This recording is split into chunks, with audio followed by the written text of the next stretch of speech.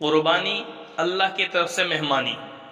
اس امت کی شان اور عظمت ہے۔ اللہ رب العالمین نے نبی اکرم صلی اللہ علیہ وسلم کے صدقے اس امت کے لیے خاص انعام دیا۔ اب سے پہلے جو امتیں گزری ہیں ان کو جو حکم دیا گیا قربانی کے متعلق بھی جانور کی قربانی کرو، وہ جب قربانی کرتے تھے تو وہ اپنے قربانی کو کسی ریگستان میں کسی پہاڑ پہ اس کو لے جا کر ڈال دیتے اس کو، تو آسمان سے ایک آگ آتی جس کی قربانی اللہ کے ہاں قبول ہو جاتی، وہ آگ اس کے گوشت کو جلا دیتی، ٹھیک ہے، اس کی قربانی کو جلا دیتی، اور جس کی قربانی اللہ کے ہاں قبول نہ ہوتی اس کا قربانی وہ نہ جلتی تھی۔ لیکن پیارے آقا صلی اللہ علیہ وسلم کی اس امت کے خاص عظمت اور شان ہے کہ اللہ رب العالمین نے اس امت کے لیے فرما دیا کہ تم قربانی کرو اور قربانی کا گوشت بھی کھاؤ۔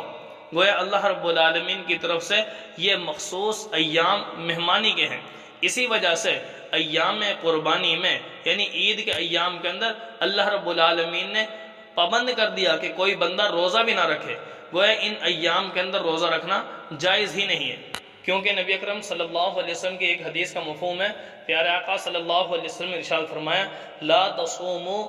فی هذه الايام فانها ایام اکل وشرب وبعال، او کما قال رسول اللہ صلی اللہ علیہ وسلم۔ اللہ رب العالمین نے فرمایا کہ ان ایام میں کوئی بندہ روزہ نہ رکھے، نہ کوئی عورت روزہ رکھے۔ گویا روزہ رکھنے پر پابندی لگا دی کہ ان ایام میں روزہ گویا حلال نہیں ہے۔ کیوں؟ فَإِنَّهَا أَيَّامُ أَكْلٍ وَشُرْبٍ وَبِعَالٍ، کیونکہ یہ ایام اللہ رب العالمین کی طرف سے گویا امت محمدیہ کی ایک مہمانی کی جا رہی ہے، کیونکہ نبی علیہ السلام نے فرمایا کہ یہ ایام کھانے پینے اور اپنے اہل و عیال سے اپنے گھر والوں سے لطف اندوز ہونے کے دن ہیں۔ تو میرے دوستو، یہ اللہ رب العالمین کی طرف سے ایک مخصوص ایام کے اندر مہمانی ہے۔ اس مہمانی کو قبول کرنا گویا ہمارے پر لازم ہے، ٹھیک ہے۔ ان ایام کے اندر اللہ کے حکم کو بجا لانا یہ اس امت پر لازم اور ضروری ہے۔ اسی وجہ سے اللہ نے قرآن پاک میں فرمایا کہ لَن يَنَالَ اللَّهَ لُحُومُهَا وَلَا دِمَاؤُهَا وَلَكِن يَنَالُهُ التَّقْوَى مِنكُمْ، اے امت محمدیہ، مجھے نہ تمہارا خون چاہیے نہ مجھے تمہارا گوشت چاہیے، تمہارے سب دل کی نیت اور ارادہ مجھے چاہیے کہ میری رضا کے لیے اس کام کو بخوشی پورا کرو، بس یہی اللہ کو مطلوب اور مقصود ہے۔ باقی اللہ فرماتے ہیں گوشت بھی تمہارا ہے اور اس کے اون اور کھال وغیرہ وہ بھی تمہاری ہے، مجھے کوئی چیز نہیں چاہیے سوائے تمہارے دل کے ارادے کے۔ اس لیے وہ افراد جن پر اللہ رب العالمین نے اپنا یہ حکم لازم فرمایا ہے وہ اس فریضے کو بخوشی پورا کریں،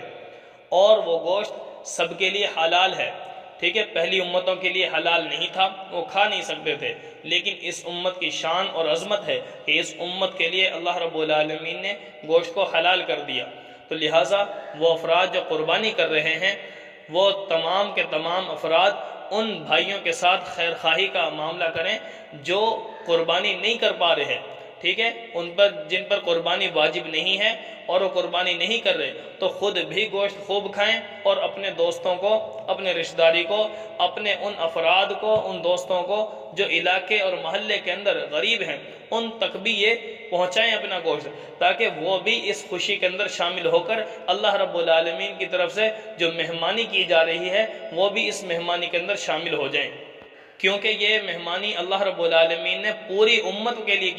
کی ہے، ٹھیک ہے۔ بندے کو تو ذریعہ بنایا ہے، اور یہ بھی ذہن میں رکھیں کہ جب انسان کوئی چیز دیتا ہے کسی غریب کو، کسی کو کوئی چیز کھلانے پلانے کے لیے دے رہا ہے، تو میرے دوستو وہ یہ نہ سمجھے کہ میں ان افراد پر احسان کر رہا ہوں، ان کو دے رہا ہوں۔ میرے دوست وہ چیز آپ کی نہیں ہے، ٹھیک ہے، سارا کا سارا مال اللہ ہی کا ہے۔ اللہ نے حکم دیا ہے کہ میرے دیے ہوئے مال میں سے اتنا مال فلاں کو دے دو، اتنا مال فلاں کو دے دو۔ جیسے ایک بادشاہ اپنے وزیر کو کہہ دے کہ فلاں فلاں تک اتنی چیزیں پہنچا دے، جیسے وہ وزیر احسان نہیں جتلا سکتا کیونکہ اس کی ملکیت نہیں ہے، وہ تو بادشاہ کے حکم پر آگے تقسیم کر رہا ہے، ٹھیک ہے۔ تو اسی طرح اللہ رب العالمین کی طرف سے وہ لوگ جن پر قربانی لازم ہے وہ اللہ کی طرف سے پابند ہیں، ٹھیک ہے، کہ اتنا گوشت اپنے دوسرے مسلمان بھائیوں تک بھی پہنچائیں۔ اور جب بندہ اپنے ہاتھ سے نکالتا ہے وہ چیز اور بندے کو دے رہا ہے دوسرے کو، تو وہ نکالنے سے فوراً اللہ کی ملکیت میں چلی جاتی ہے، پھر اللہ کی ملکیت سے دوسرے مسلمان کی ملکیت میں جاتی ہے۔ براہ راست بندہ بندے کو نہیں دیتا، بلکہ بندہ ابتداءً اللہ کو دے رہا ہے، پھر وہ اللہ تعالیٰ اپنے بندے تک پہنچا رہا ہے۔ تو میرے دوست، اللہ رب العالمین سے دعا ہے کہ اللہ تعالیٰ ہم سب کو ان تمام احکامات کی پاسداری کی توفیق نصیب فرمائے۔